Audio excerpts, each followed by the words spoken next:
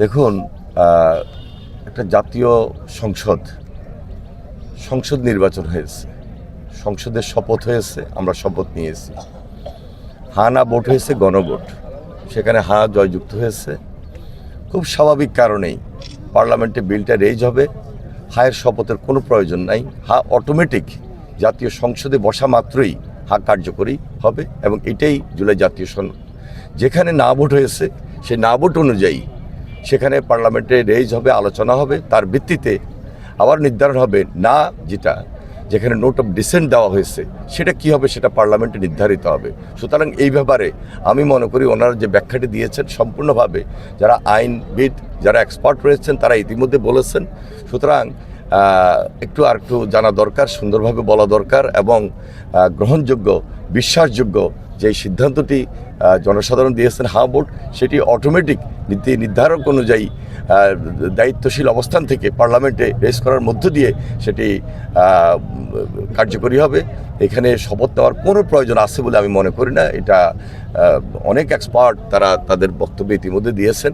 আমি মনে করি সেটা আলোচনা করে সরকার কীভাবে সহযোগিতা করবেন, দেশটাকে কীভাবে চালিয়ে নেবেন, সহযোগিতা করবেন আন্তরিকতার মধ্য দিয়ে। মত ভিন্ন থাকতে পারে, সব ইস্যুতে বিরোধিতা করবো, আমার সেই বিরোধিতা থেকে পিছিয়ে এসে আমার মনে হয় দেশটার জন্য, দেশটা গড়ার জন্য সবাই মিলে কাজ করি, সেখানে সবার আন্তরিকতা প্রয়োজন। শহীদ বাড়িতে অনেকে শ্রদ্ধা জানাতে এসে যারা মব করছেন এখান থেকে সরে আসাটাই উচিত। মব কালচার, নামই তো মব। মব মানে কি? মব মানে এটা এমন একটা পরিবেশ পরিস্থিতি ক্রিয়েট করা। সুতরাং একটা বিশৃঙ্খল পরিবেশ তৈরি করা। বিশৃঙ্খল পরিবেশ তৈরি করতে গেলে বাংলাদেশ গড়ার ক্ষেত্রে তো বাধা হতে পারে।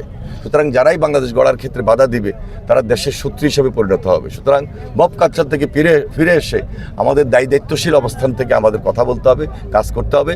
সরকার এবং দেশকে সহযোগিতা করার জন্যই কাজ করা উচিত। কেউ যদি এর বাহিরে কিছু করতে চান সেটা দায়িত্ব তাদের উপরে পড়তে হবে।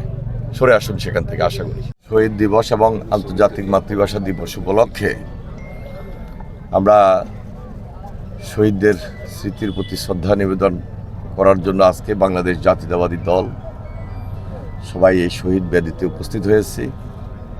আমি শহীদদের আত্মার মাগফিরাত কামনা করছি এবং তাদের পরিবারের প্রতি সমবেদনা জ্ঞাপন করছি।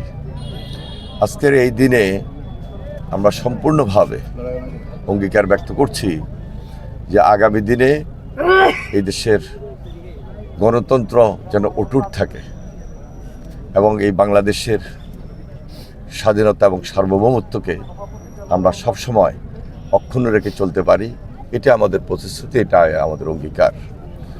দলমত নির্বিশেষে সবার প্রতি আমার উদাত্ত আহ্বান থাকবে, আসুন আমরা আজকের এই দিনে আবারও নতুনভাবে শপথ করি যে এই বাংলাদেশটাকে আমরা একটা সুন্দর বাংলাদেশ গড়ার লক্ষ্যে ঐক্যবদ্ধভাবে কাজ করব।